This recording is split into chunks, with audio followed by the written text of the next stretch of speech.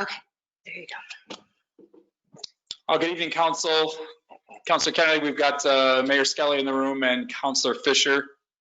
Councilor Reich, I think, will be joining us in about 30 minutes. Councilor Dillabaugh maybe in 10 or 15.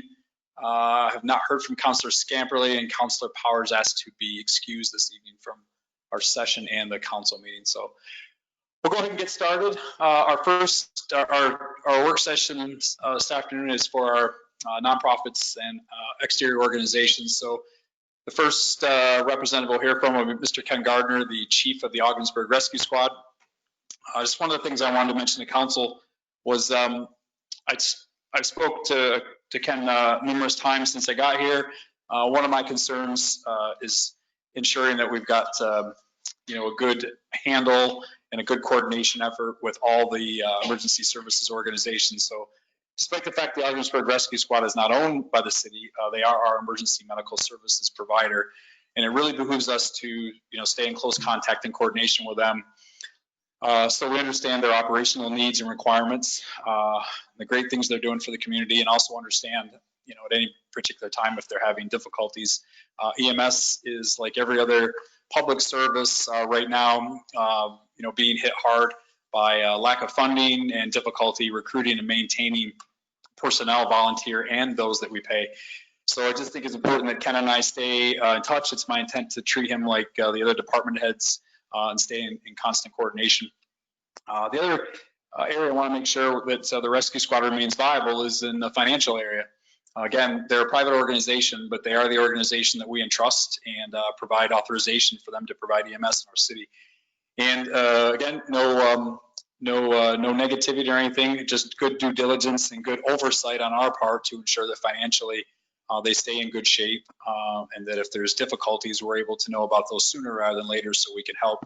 It would be detrimental to the city from an operational perspective if we had a failure of EMS, even for a short amount of time, and it would be a significant financial burden and difficulty potentially on us if we had to fill that void. So I want Ken to be able to just talk a little bit about their organization and what he may or may not need from the city for support. So, Ken.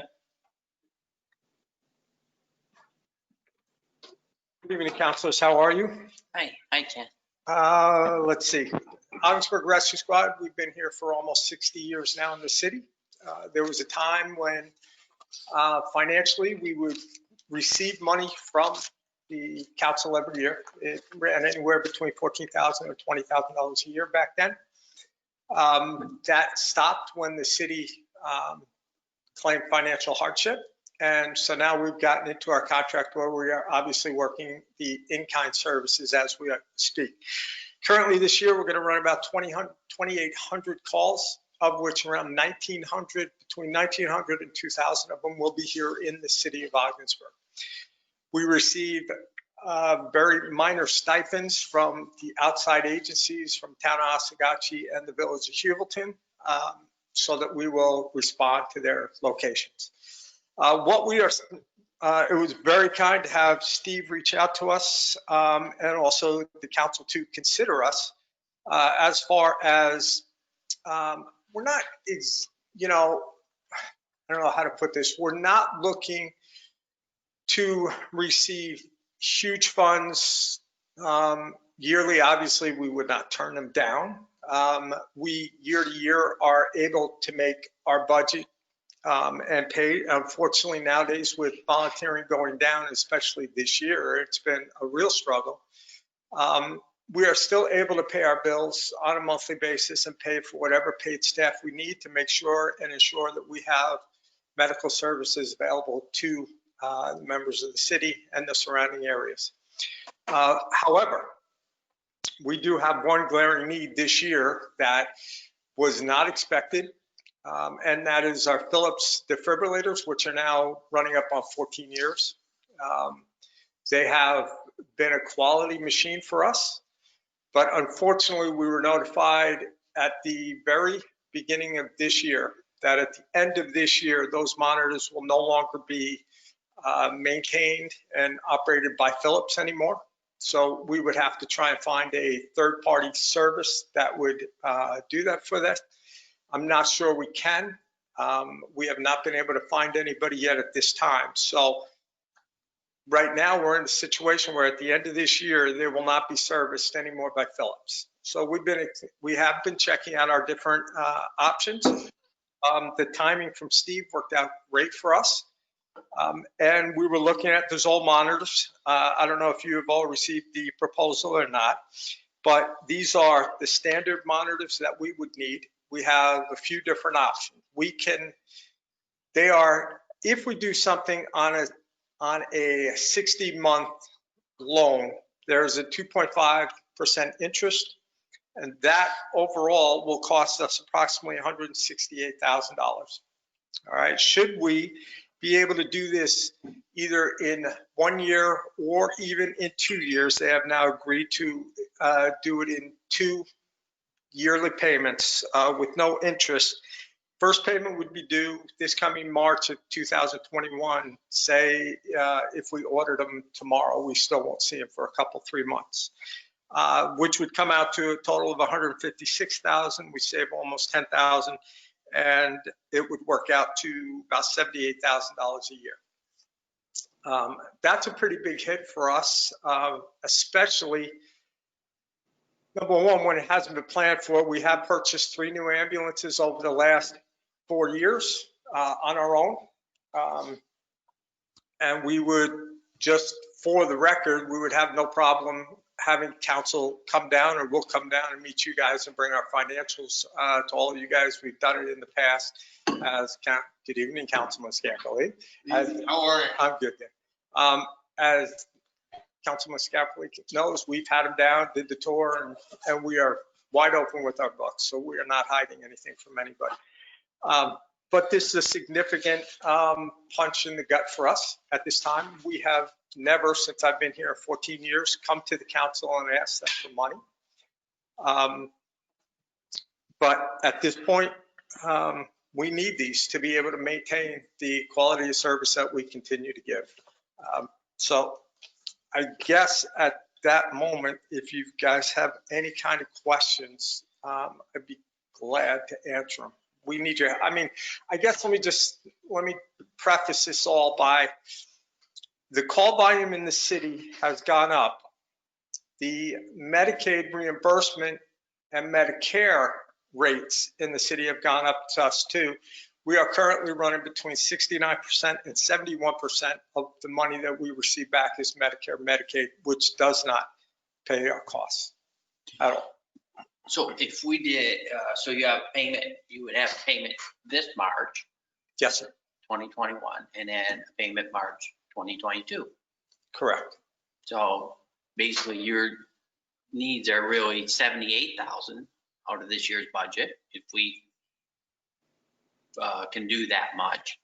Yes. And that would take care of this year. That would. And then next year's budget, we would have to see that. Correct. And we could, worry about next year at another time, but we need to do something. 1 year at a time. Currently. Absolutely. Yeah. As opposed to 175, Mike? Yes. I agree with you.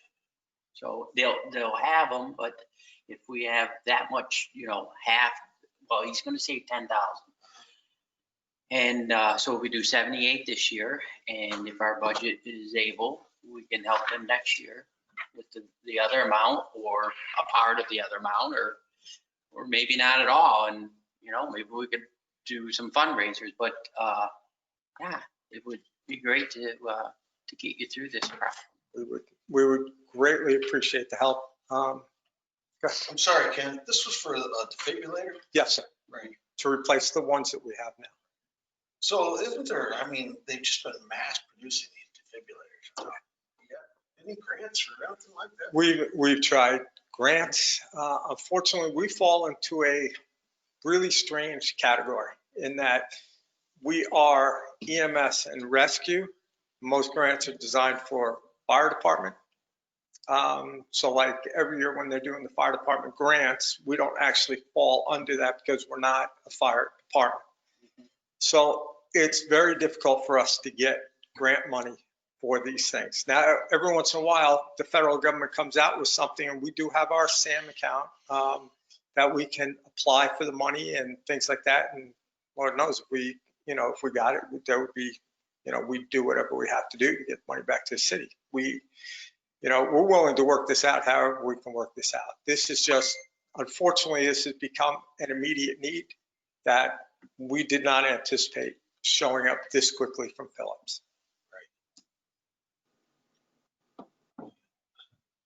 I think it's definitely worth looking at. That's all we're asking. Yeah. Dan, like we said, we haven't received any money from the city in, over 20 years when they started, you remember when they started crying, financial problems. We certainly weren't going to push them to give us money back then. We're not looking to push you or anything of the sort now. We just, any kind of help would be very much appreciated. Then Mike mentioned fundraisers. I know that we're in the middle of the COVID, but this coming year, plan for the next year, you guys planning on some fundraisers, some barbecues or anything? We do our fund drive every year that we send a letter out. We would love to do some chicken barbecues. I tell you, the last 3 chicken barbecues that we've done here in town, we haven't even come close to selling out. Really? Yeah. For some reason, Huvilton and Morristown and whatever, they announce it and they're sold out in 2 hours. Here in the city, it's really difficult. I don't know if maybe, we want to move the location, if we can get the school to help us out, and maybe we, put the location right out there on State Street where everybody can see it or something of sort. I don't know. There's got to be some kind of answer to hopefully get the halves up. That would help us. Yeah. Be happy to put it on the marquee, your next one. That would be great. Thank you, Michael. I appreciate that. Or sorry, Mr. Mayor. Mike's good. Ken. Well, thank you. And I think it really deserves our consideration on this. We appreciate any consideration you'd give to us. We really do. And like I said, we've had a great working relationship with the city. Yes. For 60 some odd years, and we still have a great working relationship with the fire department. And I want to be very clear that this is not a us versus the fire department. I've been down there and spoken to them, and so that we're all on the same page, that there is no way in the world this is us against them. We are, it's just strictly a medical necessity for us. Yeah. That's all. No, been over the years to my mom's home twice. She suffered a heart attack twice, and the rescue squad was right there, took care of her, got her to the hospital. She recovered from both of them, went on, lived many years. Yeah, you definitely make a difference, Ken. Thank you. We appreciate that. Very proud of that. We are. We're very proud of what we do. Yeah. You ought to be. Thank you. Thank you, guys. Thanks, Ken. Thank you. Have a great night. You too. Thank you, Steve. Okay.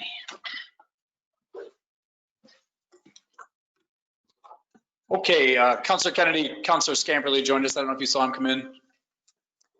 Yeah. So next on our list of visitors tonight will be the library. Just want to talk for just a second. We've been working pretty extensively since I got here with the library to really ultimately work out the transition. How will we transition the library from a city-based organization over to their own? So we thought we had a plan worked out to be able to do that effective the first of the year, but after we got some pretty good advice from the North Country Library system and their director, there's a couple steps that are going to have to happen in 21. So originally we were talking about that, using 2021 as a transition year. Thought we might be able to accelerate, but we didn't move that quick. So the sheet you have in front of you are the modification to what I proposed. Now, it's actually a little bit less money than what we proposed, but the important thing to note there is we still will have some employees on our books going forward for next year. The library has, if you'll notice there, they've really worked to make some pretty significant reductions in their salaries, a little over $100,000 decrease to our contribution from last year. So I think we've done some good work there. I want to let you hear from them about, some of their concerns, the impacts, and where they see the library going. I also want to let you know 2021 will be our transition year. So we're going to work really closely with them. There's actually a referendum that we'll have to go out to convert them to being what they call a school-based organization won't necessarily function out of the school, but in the state of New York, there's two ways this functions, city-based or school-based. And so our intent is to get them transitioned over there, then help them get set up with their insurance and workers' comp and things like that. They'll remain a municipal organization, so their employees stay in the state retirement system, et cetera. So I think this is the kind of the final step of where a transition that's been going on for several years. As I read Sarah's notes on this, is something she's been working towards. So this will kind of be the final steps. So, but for one more year, they will be working through our system, kind of the business as usual. So what you've got in front of you tonight is really the totality of their budget. But again, I want to give them a lot of credit. There's been a lot of hard work in this, particularly in the last just week or so, once we realized we weren't going to be able to make the full official transition. So we had to quickly kind of revert it back. But no shortage of work there on Penny's part. Their president of their board of directors, Michelle McLaughlin. So it's been a lot. So I'll let you hear from them, and then we'll go through the lines and answer any questions you got.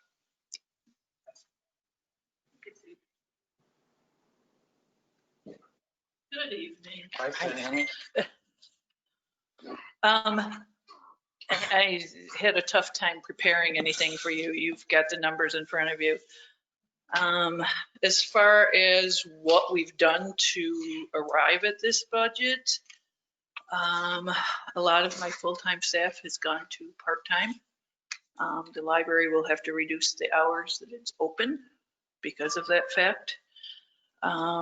Almost 6,000 city residents have library cards.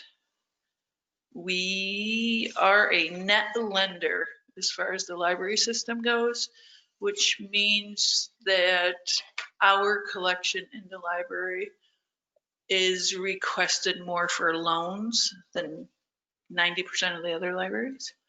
So we have a great collection that we keep adding to. I don't know how often you drive by the library, but usually at all times of day and night, you'll see people out front, either in cars or on the porch.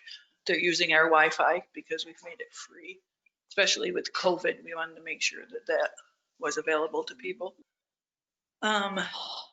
When the building was closed during curbside, we were doing when it was closed during COVID, we were doing curbside, which means that people could request materials of any kind.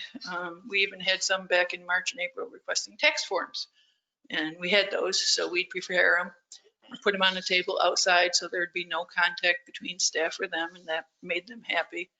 And so we continued to serve the community even through this pandemic. We did lose our central library status due to the cuts in our funding. That bought a lot of nonfiction materials for the whole system, not just for us. And we also lost 2 part-time employees when we lost that status. That hurts. Yeah. We are 1.1% of the whole city budget. City budget's cutting 6.5%. We took a 44% cut from 265 down to 150. You all know the numbers. I don't have to repeat anything of this to you. We did the budget that I submitted to Steve and that we have been working on, had some notes on it. As far as the library books line goes, this 7410-250, that 9,000 includes contractual fees for our circ system and our ebooks and all the materials that we buy. We have to have a circ system through our system. New York State mandates it. Equipment maintenance, part of that goes to our copier that we have for our patrons. Boiler inspections and repair of any equipment. The building maintenance, most of that is contractual. It's for our elevator, our lift, and security in the building. We reduced everything that we could possibly reduce in the budget. As Steve and I talked about this morning, it's bare bones. There's Nothing else that I can cut, other than staff and hours. So, do you have any questions for me? Penny, I have a question, Sure. and it's basically about the whole setup of the library and the corporation. Okay. Is there any possibility that the library and the Remington can somehow combine themselves a little? According to state ed, it would be a very complicated process, and they don't recommend that a library and museum combine, especially with the size of our library and the size of the Remington. Is it, they're too small? No, actually, the size-wise, it would be large. There's a lot of mandates through the education department, through Division of Library Development.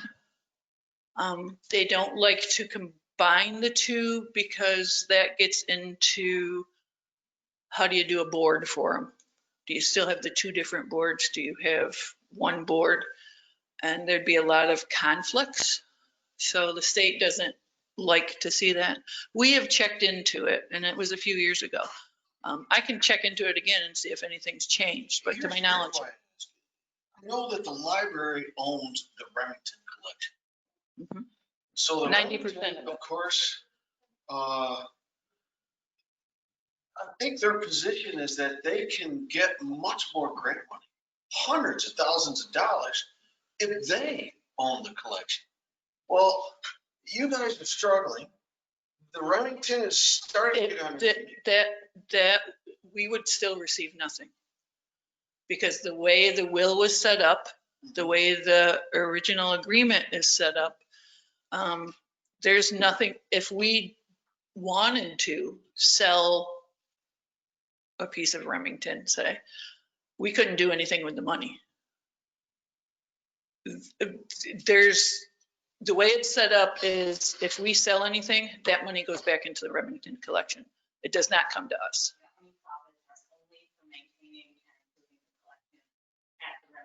This is Dorian Lenny Wallace, my children's librarian. So there's all kinds of misinformation out there. Changed and created.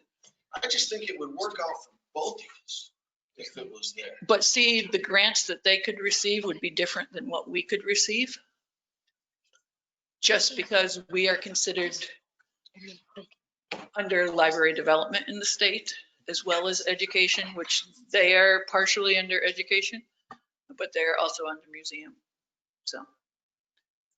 It's a very complicated situation. Very, And very. it's just, the common sense tells me they need to be the Frederick Remington Museum full library. And if that was the situation and they own their own collection, it would just work out for everybody, including the city. It wouldn't work out for us, though. But it wouldn't work out for you. No, it would not.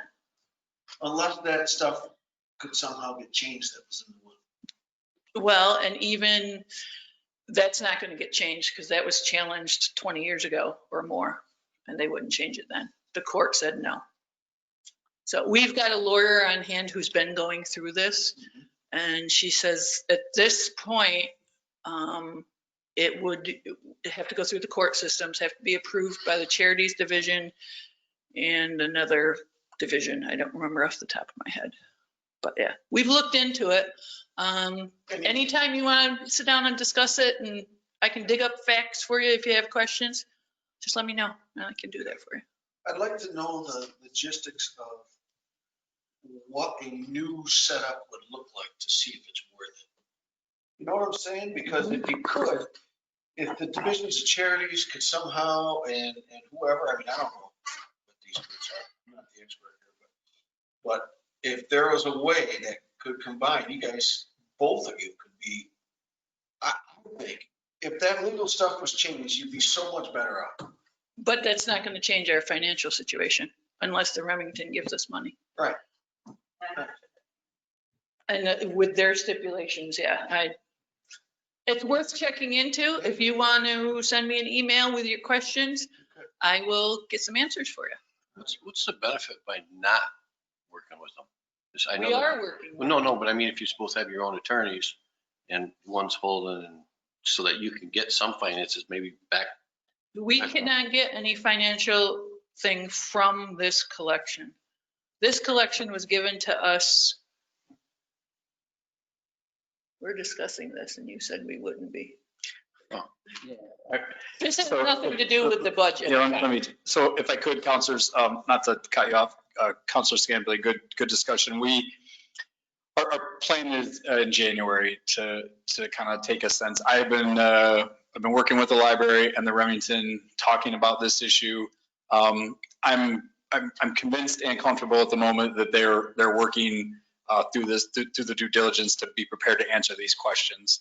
I've told them, and part of our transition in 2021 is that, there'll be some expectation that we're briefing council again as part of not just us releasing both organizations, but council wanting to ensure that the organizations are both set up for success in the future, as both are, really critical components to our city. So we are working this, Councilor Scambley. I'll keep the council abreast. We will schedule right after the first of the year a session just to kind of talk about where we are, the courses of action on the table, and how we see things going forward. And we do have meetings set up with them. We had one a couple of weeks ago. Yep. We are trying to work through this. Financially, it doesn't look like we would necessarily benefit from getting rid of it. But again, we're all doing the research. They have a committee, the library has a committee. We're doing the research. The lawyers have given both sides questions to research. So that's what we're doing, is trying to find common ground here for everybody to be happy. I wasn't trying to pin you down. That's okay. He had a very good idea, and I think if we're looking to actually benefit a city all the way around, Right. it's the people that live here first. It's basically their collection. Right. As I said, if you have any questions, please feel free to contact me. Send me an email, stop over and see me, Sure. phone call, anything. And if I don't have the answers for you, I will research them and find them for you. I think if we could just get an overall picture of what the hurdles are, and then what would be the judgment on the logistical judgment of going forward with it. Is it going to benefit? But what type of agreements have to be made? What type of past legalities have to be eradicated and reworked? So it's probably more like the attorneys have to sort of tell us. I think that this is what we're looking for. We would like to see everybody happier. We want to see you guys get money, the Remington get money, and the city saving money. And so if we could do that with these organizations and keep them alive and self-sufficient, that would be lovely. Okay. As I said, I will answer any questions. I was not prepared to answer them tonight on this subject because I was thinking it was budget. So It is, and I'm sorry. I'm just throwing out more of a holistic, it's something that's been on my mind since we had a meeting there last year. that's okay. And as I said, I'm willing to discuss it with you at any point. So Good. Thank you. So Dorian does have some stats and information. I was going to talk about some of the programs and resources the library does provide to the community. And so what you're getting out of, helping to support us financially. First, these are some programs that we've been offering right now. With COVID, it's hard because we're, opening and closing to in person.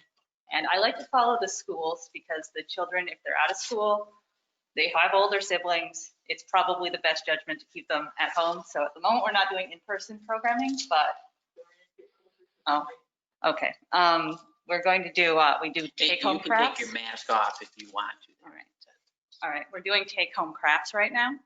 And we're going to do educational ones to help supplement the school because the kids are, they're really hurting this year. And so this next month, we're doing holidays from around the world. We're starting with Diwali, which is an Indian holiday. And we have resources that they can find online in a packet, a recipe and a craft that they can do to keep learning fun. We've got 3 of those for next month. I made 3 crafts this month and they went out. There were 30 of each of them. So we served 90 community members to help supplement their education that way. We started the month by offering Music and Movement, which is a in-person program which has children dancing and singing, and it's an early literacy program that helps develop their skills and for success later in life. And we have to socially distance that. So the most kids we can have at a time in there are 7. And we do some weeks and some weeks we don't, they call in. But we have about 5 kids, 9 people total coming regularly to that program. We had to cancel it once again this week. We were doing it outside in September and October. And we brought it inside, so it's going to get canceled a little more often. Let's see. What do we during the COVID, I had to plan 2 summer reading programs. We had one in case we got to reopen our doors and one in case we didn't, which we didn't, so we used that one. We launched it early in April because there's a thing called the summer slide, which kids get over the summer from not being in school, and they weren't in school. So we launched it early, and kids who do read during the summer experience less learning loss than kids who don't. So we provided that program for kids. Summer slide? Yep. And yeah, that's the point of the summer reading program, is to keep kids from falling into the summer slide. We usually have more kids attend, but we did manage, they read 800 and I believe 50 books this year, which I think is pretty good. And they can win prizes. There's a raffle, so everybody has a chance. And let's see, for teens, we went online completely with a Discord channel, which is where they hang out anyways if you have teenagers. And we did a series of contests and programs. We did a murder mystery night. We worked with other libraries to set that up. We did a hackathon, which is where you have to invent something over the course of a day. It would have been, usually it's you bring everyone together and you give them a problem and they solve it. And they come and they propose their inventions, kind of like a Shark Tank type thing. And we did that with them. And we continued running the Discord channel. There's an anime club that's still going on there, and they stream anime together. I did online story time over COVID, which we found they did some copyright kind of relaxing, so I could read some books to the kids online. And they had that set to end on the 31st, so I deleted the channel then. But they have actually extended it. But most people have gotten a little bit too much screen time, so I stopped doing the online story time because they weren't interested in more screen time. After COVID, we have a lot of adult programs. We offer computer help, which most job applications are online now. Most postings are online. Not everyone has access to computers. The library provides free access to computers, help using the computers, help writing resumes, and we also provide free resume printing. And if you've got young kids, the children's room is right down there. You can work on your resume while your kids are playing, looking at books. Yeah. So that's we think we're uniquely situated to have help after COVID, to find, we provide the resources for the kids to learn more, to catch up. Most of this population to some degree is now homeschooling, and we provide a lot of homeschooling resources. And we have the job resources for the computers, and the Wi-Fi is always on. So that job advocacy program or whatever, somebody helping, is that position going to stay in this budget? That's I do that when I have free time. Oh, you do? Yes. Excellent. So the fewer employees we have, the fewer people we can help. We used to have an adult services librarian, we no longer do, so I'll be splitting my time between those 2 jobs. Thank you. Thank you. Have a good night. Thanks, you guys.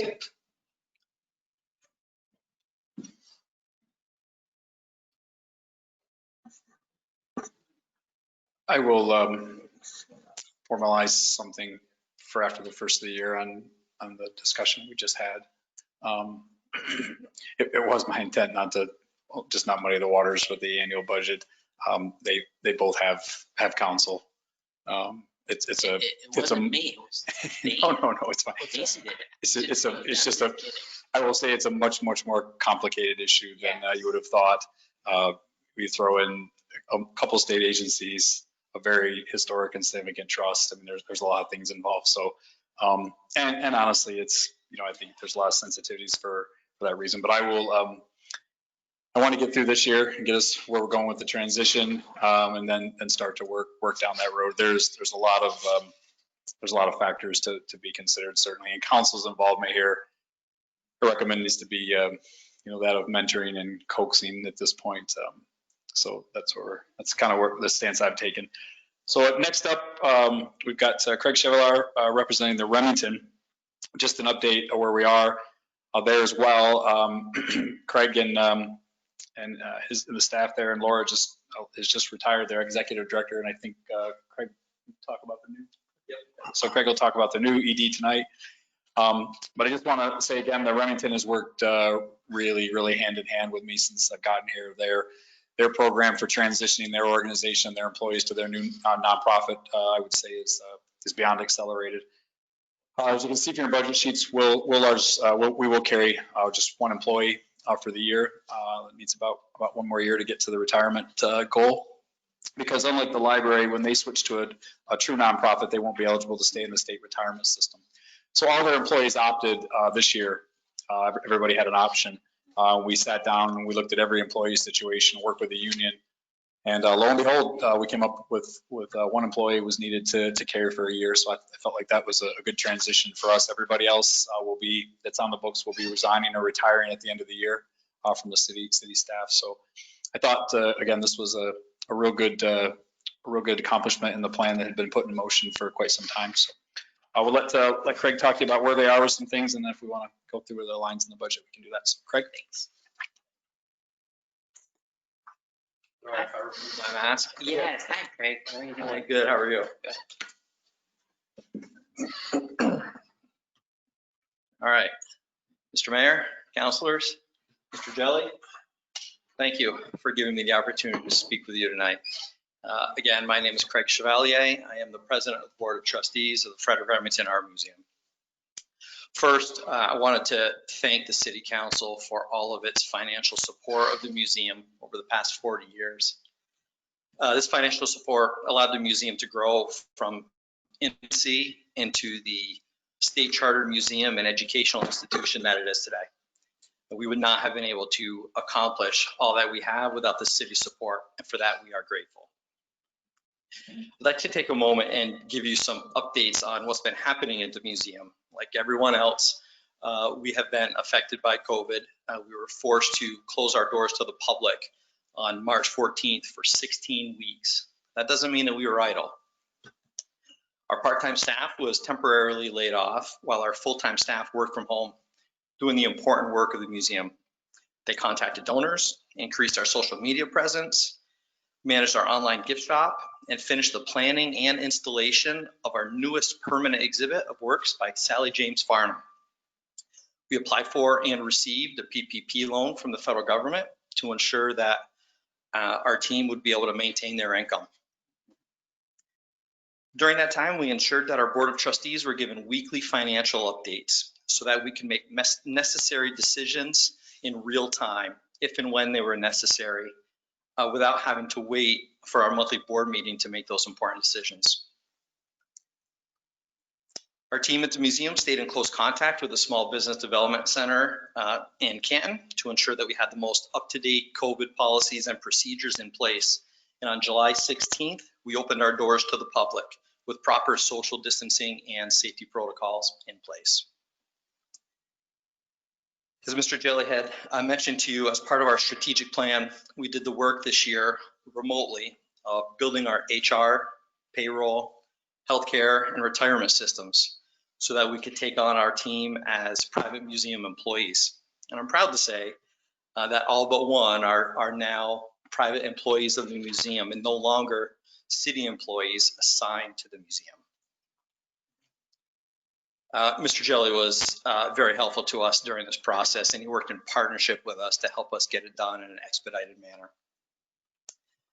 As you all know, our Executive Director, Laura Foster, announced her retirement last year, effective November 13th this year. I believe some of you even participated in her virtual retirement party, and I appreciate that very much. Thank you. Rather than hire an outside consultant, we made the decision to conduct the search ourselves, saving the museum thousands of dollars. We followed a process outlined by the American Museum Association's publication titled Executive Transitions.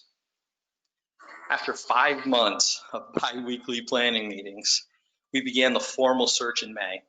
We received 31 applications from all across the country and conducted 11 first interviews, all virtual, followed by 3 second interviews.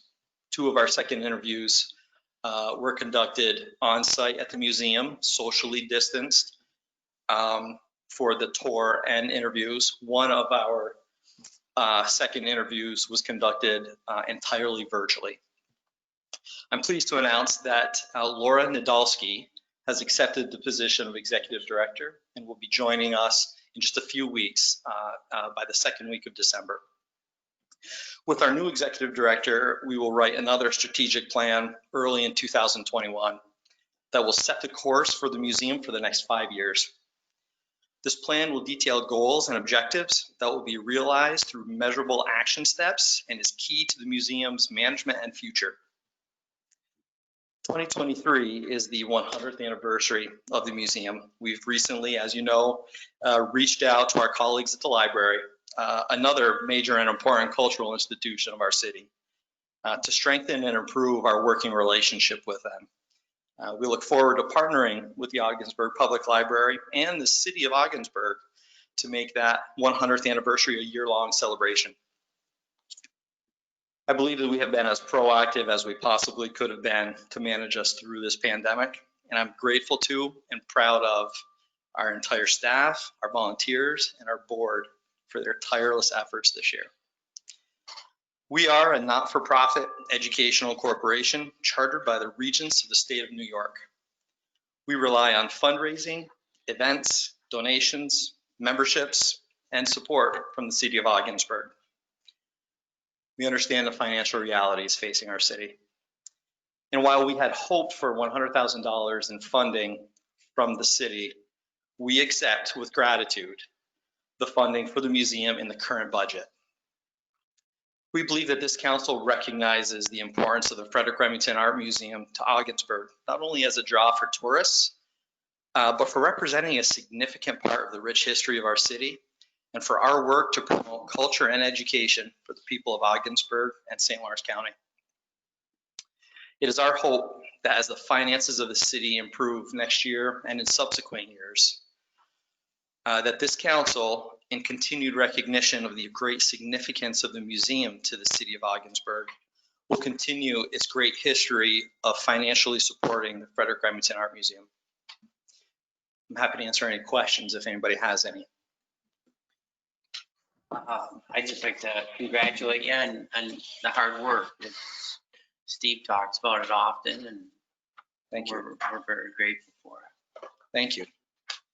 Could you please spell the last name of the new executive director? I don't want to butcher it too bad in my notes.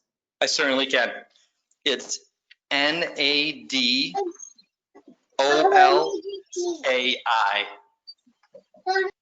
Thank you. You're welcome. Thank you. Anyone else? No, I think it's great that you went out and searched for your own director. Yeah. I think that. Thank you. It was a great process. Yeah. It was a very intense process. It paid off well, I think, though. Yeah. Sometimes Craig? you Hey, Craig. It's John Reich. How you doing? Hi, John. How are you? Good. In 2016, it says you had 21,000 visitors that year. Yes. It almost looks like an anomaly. Is that? I don't have that information in front of me, John. Can I get that back to you? Sure. Now it says you went from 12,000 up to 21,000 that one particular year. I didn't know if that, I don't know when the Eva Caton building came on, probably earlier than that. And in the future, I mean, if we're not contributing, will there still be a Remington budget as part of the city budget, or is it a total separation? Well, I believe that this is in my opinion, this may be a question better left to Steve Jelly. But what I believe is that there will be a total separation, but that the city council does have the ability to financially support cultural institutions in the city. And it is our hope that that continues. Yeah, I don't want to get into the whole rehash about the collection and everything. I just, I find it quite interesting. I mean, it's my kind of general understanding that the collection was left to the residents of Ogdensburg in care of the library. So I just wonder, like, who the oversight agency is for the collection, for the museum. But you don't need to answer that tonight. I just thinking out loud. Yep, I can get all that information, and as I had heard Penny say just a little while ago, we are currently speaking and meeting and trying to work out this issue, and we'll be working with Stephen Jelly, and we will have some information, I believe, in January, probably February at the latest, to review with the council on process or steps that we've taken in the process, and some general background so everybody has a clear understanding of a pretty complicated issue. Am I correct, though, that it was left to the residents of the city of Ogdensburg, or no? I believe, but I will look into this, of course, but I believe it was left to the library. Okay. Thank you. Thank you. Thank you, Craig. All right. Thank you very much. I appreciate your time. Have a good night. You too. Thank you. Thank you.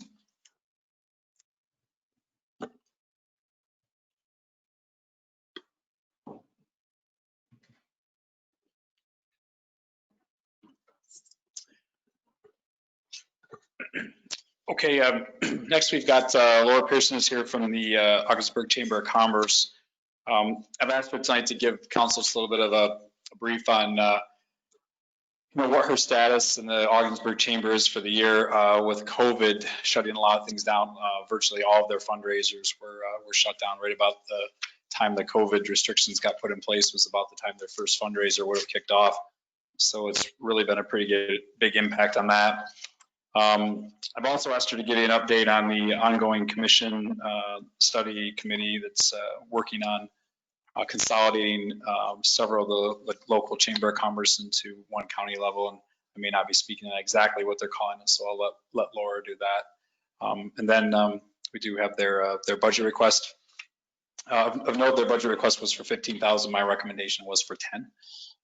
So that's why I wanted you to be able to hear from them tonight and be able to consider all the issues they've got and then what council's expectations are of them. Laura?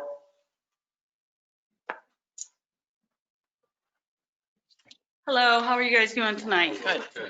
I'm sorry, I need to correct Mr. Jelly. Our request was for 12.5, not 15. I just didn't want you guys to think I was like, whoa, going crazy here. Normally, my events carry us through the whole year, but unfortunately with COVID, we couldn't do anything. I mean, we usually would have Polar Bear Plunge in March, and we shut down in the middle of March. So we were like, this COVID pandemic has pointed to my board how essential my events are to the community and to what the chamber does for the community. So we did request 12.5, and I'm very grateful for whatever the council is going to give us, because without the funding that I received this year from the city, we would have been in dire straits. So I do appreciate that. Are there any questions about my proposal that I submitted to you before? Did you get a copy of that? I just want what page is that? This the proposal was, it was a PowerPoint that I sent to Mr. Jelly and to Tim before he retired. So I didn't know if you received a copy of this. What was last year? I don't remember. It might. Laura, I don't remember receiving that unless I missed it. Okay. I'll go back and check my email now. Well, I sent it to Tim about the first part of November because with everything being shut down, there wasn't the normal. Usually I get a letter in August saying, could you submit the proposal? And I didn't get that. So I emailed, I think it was Kathy Jock and said, you know, does the council need my proposal? What's going on? What do I do with this? And Tim asked me to send it to him and Mr. Jelly. So that's what I did. But I can certainly give you, I can make more copies. I can email it all to you if you Just want. email it, it's fine. Okay. All right. What did you get last year? This year for 2020, I received 12.5. And that's what you're asking for? That's what I was asking for 2021, yes. Which is my normal, what I would normally ask for. The same thing that I got the year before. I understand that I've been allocated 10, I believe it is, in this year's budget. And if you're generous enough to give that to me, then I will gladly take it and run with it and do what I can with it. So I do appreciate that. I think I'm worth $1 million, but you know, I understand that we don't have that kind of money. So sorry, being a smart ass. That's fine. I'd like to move on to the chamber integration project, if that's okay. Okay. The whole premise behind the integration project, and Craig stayed because Craig is on my board, and he is also one of the advisory committee members on the integration project. All right, he stayed. The whole deal is we got together with the People Project a couple of years ago to see what's the best way that we can get the best bang for our buck, because we were all trying to do the same things, compete with one another. We do payroll, we do admin, we do insurance. We all are spending out this kind of money. So if we put it all under one umbrella, we thought we'd be better serving the communities that we serve. So the whole premise is to combine 3 chambers into 1 regional office. Ogdensburg, St. Lawrence County, and Messina. Offices in Ogdensburg and Messina will be kept open to have a presence in those communities. And other chambers in the county are welcome to join us once. There's been some interest, but nobody wants to make it a commitment. So they're all doing a wait and see approach to it. Some of the benefits for the integration project: increased benefits for our members, consolidate revenues and expenses, expanding our tourism base, regional focus for marketing, sponsorship opportunities will have a bigger impact for our members, greater impact for advocacy for businesses at the state level, greater impact for grant applications, savings in admin duties and costs, focus on signature events, marketing within the county, a regional focus to attract new businesses and residents, stop competing with one another for members, funding, and dates for events, more programs for members in the community, and 1 major event calendar. That's just a small encapsulation of the different benefits. Our timeline: the advisory committee, it consists of 3 members from each of the chambers that have been meeting every 2 weeks in September. They will bring the final integration model to our boards for a vote in December. Then the final model will be presented to the members for their vote to move forward. No date has been set for the integration, but we're looking at 2021. So. What's the, Ogdensburg, Messina, what's the other? St. Lawrence County. Okay. Yes. It makes sense, you know, kind of streamlining, increasing the efficiency, you know, not everyone paying for the bookkeeping, payroll services. Right. Yeah, it's good thinking. And there's going to be added benefits to our members because St. Lawrence County offers some different benefits than I offer. But if we offer them all together, then we can get a better bang for our buck and give our members more of a buy-in for it. And a lot of the chambers are going through this process right now. And COVID really highlighted the need for us all to work together. So, yeah, better coordination. Yep. And the dates, you know, you want to have your date here in Waddington or some other town has the same date and they're Right. hard dividing up. We ran into that in 2019. I had to move it was 2020. We were going to have our Wine, Beer, and Food Festival in April.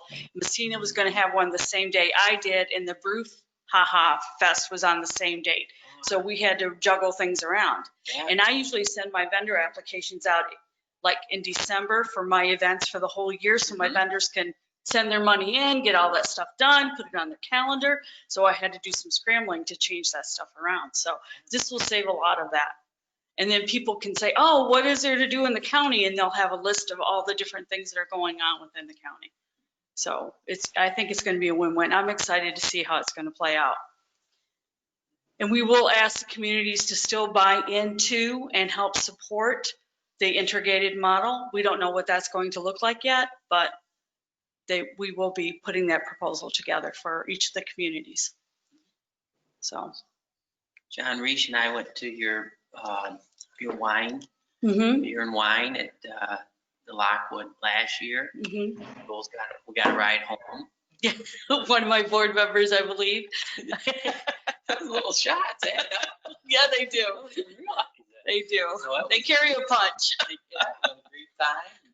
Got home safely. Yeah. So we plan on doing some of our signature events, for instance. I'm sure that Ogdensburg will still do the barbecue because that's a popular event, and we've expanded that to different organizations like Kiwanis does the Touch a Truck during that time period. And we have the Fort and the Rotary do their ice cream social during that time. Salvation Army does bounce houses down there. So that's a huge event. So we'd like to keep that because it's a great thing for us to offer. Of course, we couldn't have barbecue this year because we couldn't get across the Canadian border. Anyway, most of my car enthusiasts come from Canada. Yes. So, but Hey, Laura, where do you think we're at with this consolidation? If you go forward with that with the county, how might that help us bringing in another fishing tournament? I think it'll be impactful. I really do, because we'll have more of a tie with each other to help each other support those things. So we, the communities can raise the money together.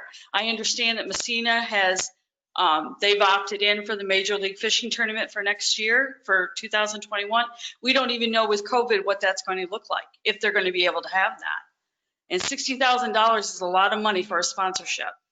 And then if you can't do any events around it, then how are you going to recoup your money? Absolutely. Well, like anything, Laura, if I can be of any help, if that you hear something coming down the line or anything like that, please let me know so we can keep working on forward on moving something like that. I will. We had some great ideas for the Major League. I'm hoping we can utilize some of those connections that we made from when we put that committee together and bring it back. Steve Jelly and I, we were at a meeting with the town supervisors, and Alex Hammond was telling about the great benefit the county gets, or well, all of us get from the sales tax of the fishing derbies. And so, maybe the county will start considering helping with some of them. That would be nice. Could be big benefit to all of us. That would be nice. I hope that Messina can do the Major League Fishing next year, because I think it's something that the integration project will be a big part of. But I don't know with the guidelines if we're going to be able to have anything without social distance. It's going to be hard. Events are going to be hard next year because we got uptick in cases. So it's very bad, right? It's scary. It's very scary. Do you have any other questions for me? I've taken up pretty much a lot of your time. Keep up the good work. Thank you. I love this job. It's the best job in the world. Thanks so much. Thank you for inviting me, and thank you for your continued support. I appreciate it. Thank you. Thank you. Steve, I was wondering what the St. Lawrence County Community Development Program allocation of $10,000 is for. John, it's Steve, that's on our line here. I'm going to go over all the lines here in just a second. What page Okay. is that? F1. Yeah, if you go to F1, if you weren't following, the activity is called economic development. So we've been through the Ogdensburg Chamber, Pride and Beautification. I think you all know what that is, we've programmed for a little more money there to give them some more flexibility to do some things. Command Performance, Garden Club, Forsyth Rifles, and the last one, the St. Lawrence County Community Development. So they have made a budget request. They moved their food pantry and food distribution operation right across the street as we vacated them from the space downstairs. So they came to us with a request in communities where they weren't provided facilities and utilities and things at no charge. They look for some monetary support from the community. So it was the St. Lawrence County Community Development Program that requested 15, and my recommendation to council is for 10. Obviously a worthwhile operation. I believe they've got a real good location now. I see the uptick of people back as they're able to get their programs up and running. I just think for a lot of reasons, the most significant being the unknown status for at least the next year of people coming and going to this facility. It was going to be difficult for them to function in here with some level of consistency. It was difficult for them to move out when they had to, and seeing them move back in only to see them close again and look for a temporary facility, I just think it was going to be that much harder on them. As I've told all of you, we've got a request to fulfill or to allow the court to expand into the entire second floor. As I get more official information from the state, I'd like to bring that for council for consideration. I think it makes a lot of sense for a bunch of reasons, additional income for us, but also security and ease of operation up there. And as we move our staff that's on the second floor down to other offices here, the other need we've really got here in City Hall is to be able to create some archive storage. We've got, if you look at most of the offices now, the walls are closing in because everyone's using their office for 50 years of file cabinets. So I want to take that kind of almost tunnel space between one end of here and the other and secure that and start to use that for archive storage and get a handle. We've got stuff really all over the building that we need to get put in place and organized. The other thing that I think we need to do is the room that the community development group was in. I'd like to convert that into a small EOC facility. We really don't have any place to operate in the event of a crisis in the city. The police station and fire station, I don't think are good facilities for that, only because they'll be running their operations out of there. So if we get some kind of disaster or weather emergency or whatever, having a small location that we can bring council to if we've got to make decisions or bring the staff together. If you get another flood disaster like you had and FEMA shows up and the state shows up, you really need a place to put folks together, a secure location that's got some backup communication. So we'll be looking to expand that in the coming year.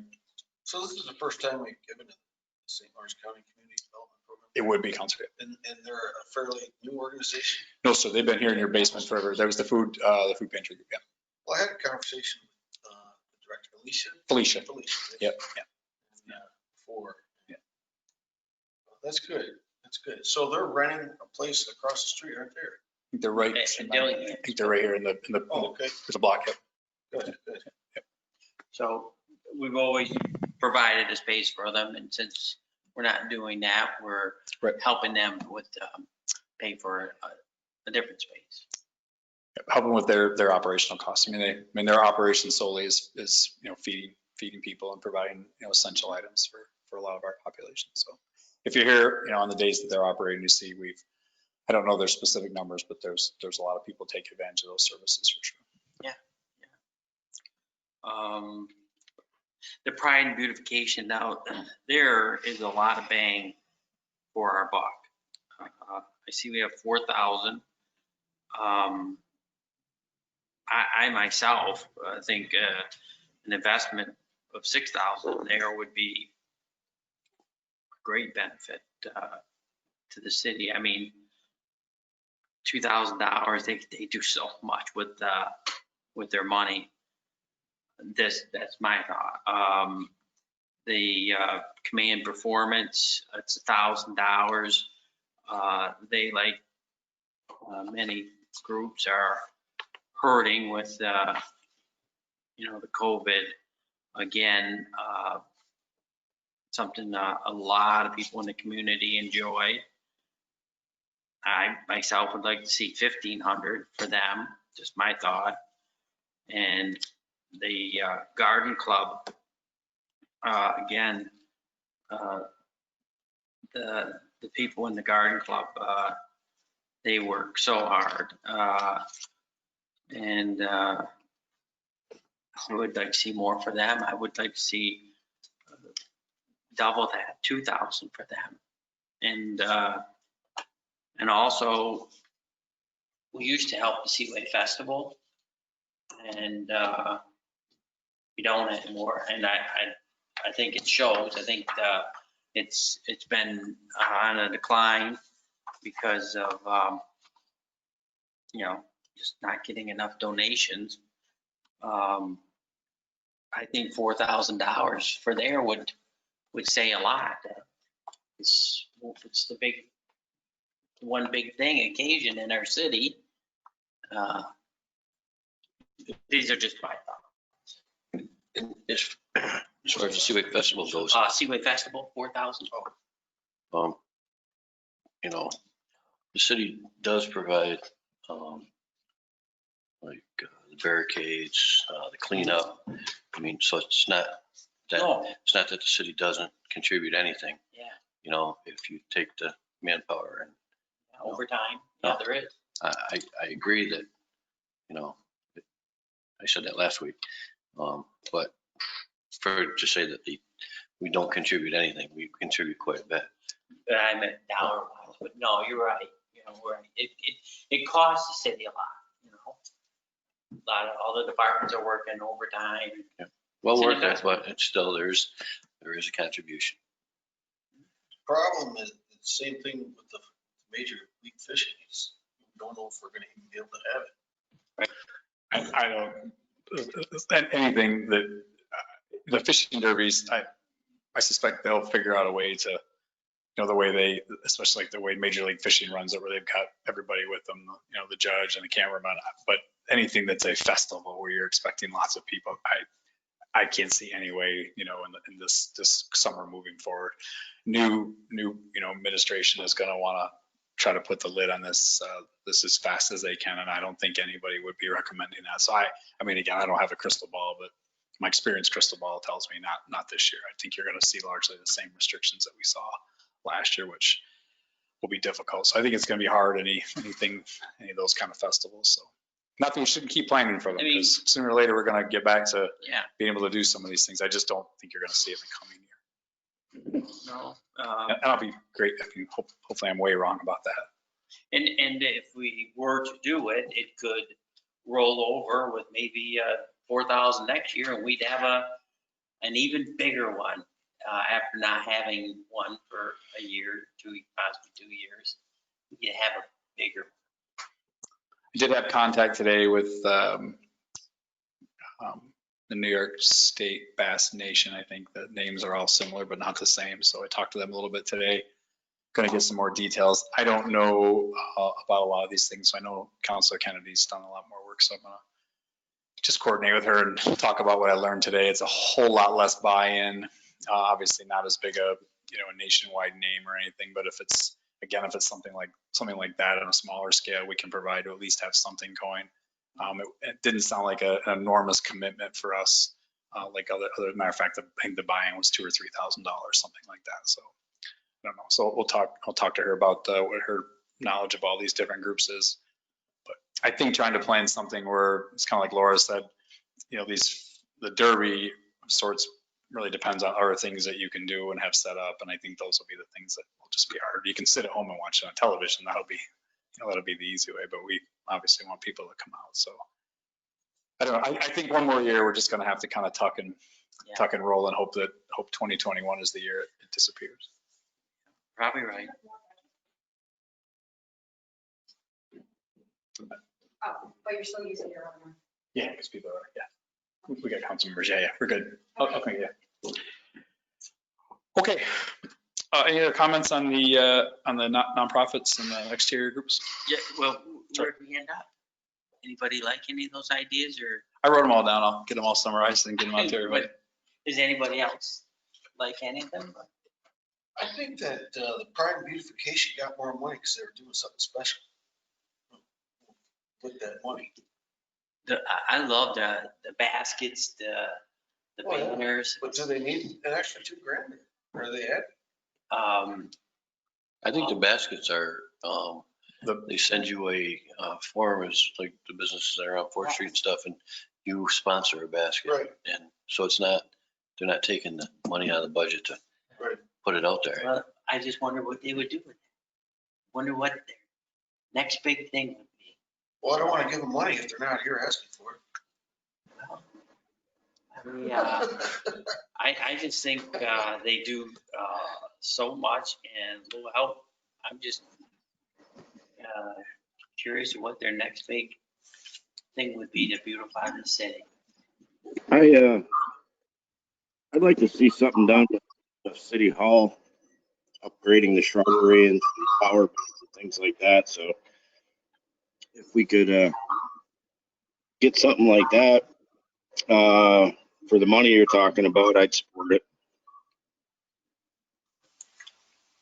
I know they do take care of the tomb, and that's costly. They mentioned that they have to hire an outside source, and that's a burden. They also mentioned that they have to hire an outside source for watering all the baskets.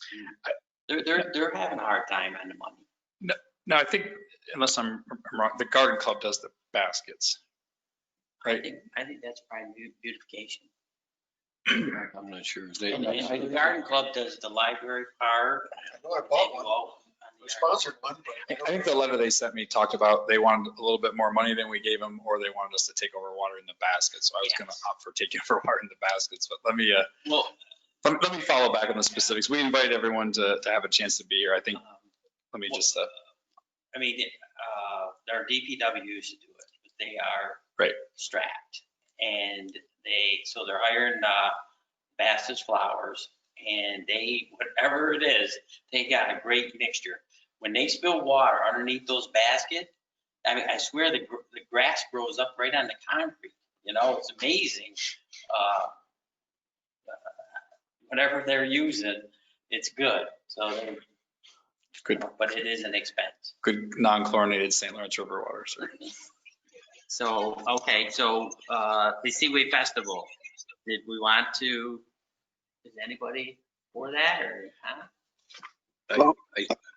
I think if, depending upon how we go next year, can't we visit that when it comes? Or just, We can. I mean, some of these things are small enough amounts that we start to progress through the year. If it seems like they're going to happen, we certainly can react to supporting something. And I think it'll be important to stay in touch with all these groups, just like we're doing with the recreation. It's going to be month by month. Where are we? What's happening? What do we project in 2 months when we've got to get this effort started or whatever? So I think we could react fairly quickly to that. They are small amounts, but they are important in the quality of life of our city. I definitely support the OCP. $500 I threw out there at least. Yep. We've cut them drastically. Yes. Yep. Really good organization, especially for children. Yes. My little guy was in one of their plays. It was awesome. Great memories. I think to wrap up with this, we have police left tomorrow, and then we have fire next Monday. If as we're talking about these topics here, it just draws the question of if we can, if counselors can start sending me, what are those things you want to see different, more or less, et cetera. I mean, we've had a lot of discussion, just looking to start, kind of rolling together that list of here's all the things that will be changed and modified and then added into the final budget. And that way, if I kind of take a look at what you're thinking about, then we can schedule, if we've got to have some other sessions just to talk about those things, or at least I can summarize them, send them all back, and we can kind of tally up who's looking to do what. We haven't really had any discussion about anything, significantly up or significantly down. So if we could have some of that just by email, and then I can get it together and figure out, what we have to do for next meetings. What I'd like to aim for, so the fire department's on the 30th. We scheduled a public hearing for the budget on the 7th. I'd like to be able to just set a window of either the 10th or the 11th, that Thursday or Friday, to put the final document in front of you for vote. As you're aware, we've got some reporting requirements to the state that have to be about 10 days before you pass the budget. So I just want to be able to set that timeline. We can certainly go a little longer. We have till the 20th. But I think with if a little bit of the work, getting ahead of it now, I can get that together. And if we've got to schedule another work session or two to talk about, specifics, whatever those things are, or just I can brief everybody back on what are commonalities and what are changes. But so if you could start to feed me some of that information, it would help. And I'll feed you back what we've got. We've been working on the additional tax cut information that we were asked to do. And I think we're pretty close on being able to report on that on the next day or two, to send you all something and say, hey, here's what it looks like and here's what the revenue. I've also been working on, what we can reduce the funds coming out of the sewer and water budget without, drastically cutting, another revenue source that we rely on, the general fund, but knowing we need to make some changes there. So again, we're working on all that. We could start to get an idea of all the departments we've talked about going forward. If there's anything you'd like to see more or less different, et cetera.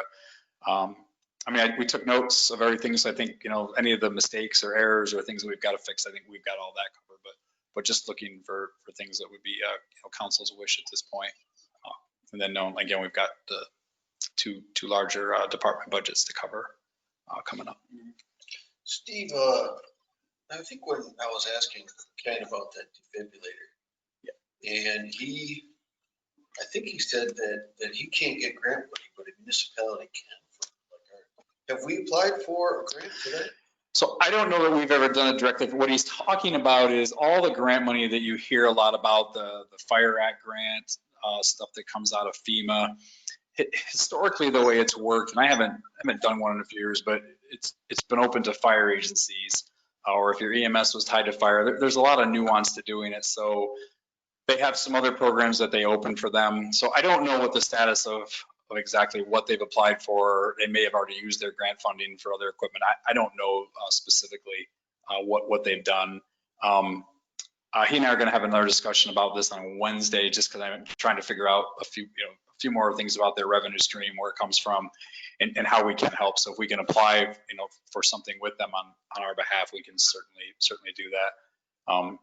He's right, and it is a little difficult on the independent EMS agencies to the way the grant funding was streamed. So I think if you heard what he said tonight, looks like he got the quote down to 156,000 is what I think I heard. And they will take that in a finance plan over 2 years. So he got the numbers down from what we originally talked about in the 170 range. I'm just saying what I think is, if we can get that for our own fire department too, Yeah, so these are not automatic defibrillators like hang on the wall in places. These are manual defibrillators, pacemakers, heart rhythm. Basically, it's advanced, paramedic level advanced EMT type equipment. Yeah, this is what they use for their advanced life support equipment. So anyway, just something to consider. I don't know. When he talked about his finance plan tonight, that makes that part a little palatable. If we want to look at just doing part of it, he's looking at 4 total, I think, in that package. They're 40 some odd a piece, right around there, 30 some change or something with maintenance or whatever. So could always be possible to buy. He has 4. You buy 2, and now you have 4 of the old ones. So you have 1 for each rescue squad and a spare. So it could give you more time for the second 2. Yeah, I think his problem is 14 years on those is pretty good. I was surprised to hear he's even got that number of years out of them. So we don't have men that are trained to that level? We do not. So he has everything from basic EMTs over there to paramedics, but our folks, I don't think we have any that are trained beyond basic EMT. And if we did help, if they buy 4 and we wanted to help for this 1 year, the one payment was 78,000. So a lot less than all 4. Yeah. The rescue squad serves, it serves multiple communities, multiple towns, all the way from Waddington to Hammond to Rensselaer Falls, I believe. So, I just think it'd be better if there was an approach where there's a need and we looked at population and of all towns serve and had everybody contribute rather than the taxpayers in Ogdensburg subsidize it for all the communities that they serve. It's really kind of a regional rescue squad. Yeah, that's a good point, John. And I think maybe before you got online, you talked about their call statistics. It sounds to me like 65, 70+% of their calls are right here, but he is serving a big wide area and they're available to mutual aid as far as the truck will drive. So again, I think that's the total he's looking for. I don't think funding a piece of that would be inappropriate either. I agree. I mean, they're serving a lot and they've got a lot going on. And this certainly is, this is a capital, plan. So they need to have plans in place for these kind of, like, I'm surprised to hear him say they were 14 years old. So that they've gotten the life out of those for sure. So. In regard to the timeline of adopting our budget, I guess I was looking at, I guess I'm kind of surprised at, how long the process takes. And I wondered if it wouldn't be appropriate to have maybe I was thinking like something on the 2nd to revise the budget and actually do our negotiations and discussions that night and make a decision. And then I don't know if I'm putting the cart before the horse. I mean, then they'd have the hearing would be on the revised budget. And we would vote on it that night. I'm not available on the 2nd.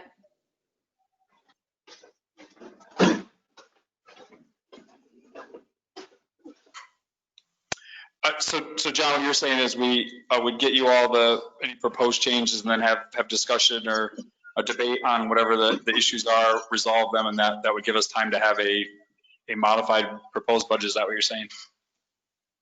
That's what I'm throwing out there, just so that we can work through that during the first week of December and then hold the budget hearing on the revised budget, I guess. Or we can keep it the way it is, whatever you think. But I'm just. Yeah, I think that's why. So I was just looking to get a flavor for how many topics each of you have. What are the main topics, and how do we wrestle it down? If there's not that many, then maybe it's simpler than we think. If there's a lot, that's why I was just trying to get the feedback from all of you. What do we have for workload so we can structure a process to get it done. Getting back to the defibrillators, he did say that the Phillips brand that they have now, their contract's done. They're not going to do anything with them. And then at the end of this, the 31st of December, they're pretty well obsolete. I think we started to parlay is they'll no longer be maintaining them. The company that does it won't be maintaining them. They're beyond the life cycle that the company's going to maintain them. Concerned that he just didn't have any after December 31st. No, I think he's got them. I think the issues they go down, the getting parts will become more difficult. A lot of times I think what you see is, like he mentioned, third-party providers who will pick up, maintaining those. Won't be exactly factory level maintenance, but somebody will do it. It'll be an aftermarket service that'll service these for a lot of people. I just think he's having a hard time finding some place that'll do it. Again, 14 years, I'm just with my experience, that was a pretty good amount of time on those. I was surprised that they're that long. 10 seems to me, just my recollection about the time when just then the technology improves. So maybe when you talk to them on Wednesday, you can see if they can come up with just two different proposals. One for maybe 2 spread over the 2 years, same thing. Yeah. As compared to 4. Yes. You still have the others for backup, and Yeah. And you can reach to somebody, you've got one for each one that you've got, that's better quality. I mean, definitely better quality, but you could still have a few backups temporarily to get you through. Yeah. Okay. Anything else? Is that it? Yeah, we're way ahead of schedule. I thought we'd have gone quite a bit longer. What's that? Because the other groups did. Yeah, when I look at this list here, I guess maybe some of them don't. I mean, for the $100, I guess somebody wasn't coming for one group. So we're done early. We got a little time for the council meeting. There's a meeting at 6 or 7 tonight. 7. So are you gonna order pizza until then? What are we gonna do? I'm gonna go All break right, up. if we're all done, I'm gonna get out of here until the meeting. Thanks, bye. Yep. Thanks.